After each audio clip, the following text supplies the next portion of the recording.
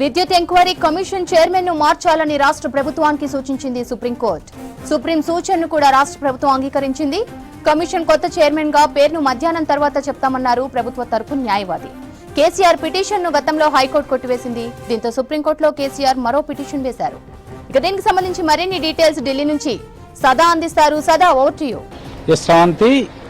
గత ప్రభుత్వ హయాంలో ఇటు విద్యుత్ కొనుగోళ్లతో పాటు ఇటు విద్యుత్ ప్రాజెక్టుల నిర్మాణాల్లో అవకతవకలు జరిగాయంటూ ఇప్పటి ప్రభుత్వం నియమించిన విద్యుత్ కమిషన్ ను రద్దు చేయాలంటూ కేసీఆర్ సుప్రీంకోర్టులో వేసిన పిటిషన్ పైన ఈరోజు విచారణ జరిగింది. సిజేఐ చంద్రచూడ్ బెంచ్ దీనిపైన విచారణ చేసింది. అయితే విచారణలో కీలకమైన వ్యాఖ్యలు చేసింది. సో ప్రస్తుతానికి ఎవరైతే ఇటు రిటైర్డ్ జడ్జ్ నరసింహారెడ్డిని చైర్మన్ గా చేస్తూ ఈ ఎంక్వైరీ కమిషన్ మీరు నియమించారో సో ఆ జడ్జిని తొలగించి వేరే వ్యక్తిని ఇటు రిటైర్డ్ జడ్జి ఎవరైనా కానీ వేరే వ్యక్తిని నియమించి మీరు యాజ్ యూజువల్ గా గతంలో అయితే ఎలాగైతే ఎంక్వైరీ చేస్తున్నారో అలాగే ఎంక్వైరీ చేసుకోవాలంటూ కూడా సుప్రీంకోర్టు రాష్ట్ర ప్రభుత్వానికి సూచించింది. సో దీన్ని అంగీకరించిన రాష్ట్ర ప్రభుత్వం మధ్యాహ్నం 2 గంటలకు వేరే ఏ జడ్జిని, ఇది ఎందుకంటే జ్యుడిషియరీ కమిషన్ కాబట్టి రిటైర్డ్ జడ్జిని కొత్తగా చైర్మన్ గా ఎవరిని నియమిస్తామో ఈరోజు మధ్యాహ్నం 2 గంటలకు చెప్తామంటూ కూడా సుప్రీంకోర్టు ముందు చెప్పింది. సో యాక్చువల్ గా దీనిపైన మీరు యాజ్ యూజువల్ గా గతంలో అయితే ఎలాగైతే విచారణ చేశారో సో ఇప్పుడు కూడా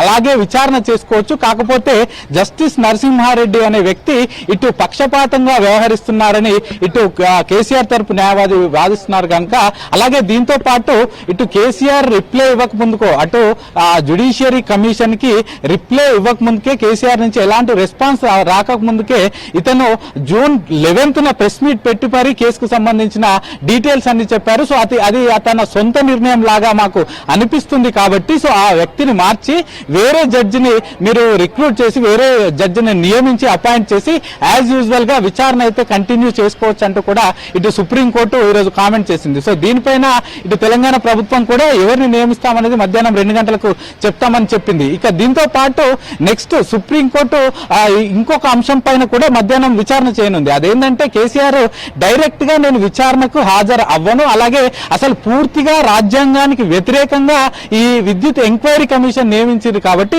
సో దాన్నే మొత్తం రద్దు చేయాలంటూ కూడా కేసీఆర్ పిటిషన్ వేశాడు కాబట్టి ఆ అంశాలపైన కూడా విచారణ చేసే అవకాశం ఉంది. సో మధ్యాహ్నం 2 గంటల తర్వాత కేసీఆర్ డైరెక్ట్ గా విచారణకు హాజరు కావాలా లేదా అనే అంశాలపైన ఇటు సిజేఐ దీనిపైన విచారణ చేయనున్నారు. ఇక మరోవైపు ఇటు ముఖ్యంగా 3 అంశాలను ఇటు ప్రభుత్వ తరపు న్యాయవాది సుప్రీంకోర్టుకు తెలిపారు. ఒకటి ఇటు ఛత్తీస్గఢ్ తో చేసిన ఇటు ఏదైతే పవర్ పర్చేస్ అగ్రిమెంట్ ఉందో సో దానిలో అవకతవకలు జరిగాయి. సో ఓపెన్ టెండర్ ప్రకటించకుండానే కేవలం నెగోషియేషన్ ద్వారానే అప్పట్లో కేసీఆర్ గవర్నమెంట్ ఛత్తీస్గఢ్ నుంచి పవర్ పర్చేస్ అగ్రిమెంట్ చేసుకుంది. దీని ద్వారా ప్రభుత్వ ఖజానాకు వ్యయం జరిగిందంటూ కూడా దీనిలో పేర్కొన్నారు.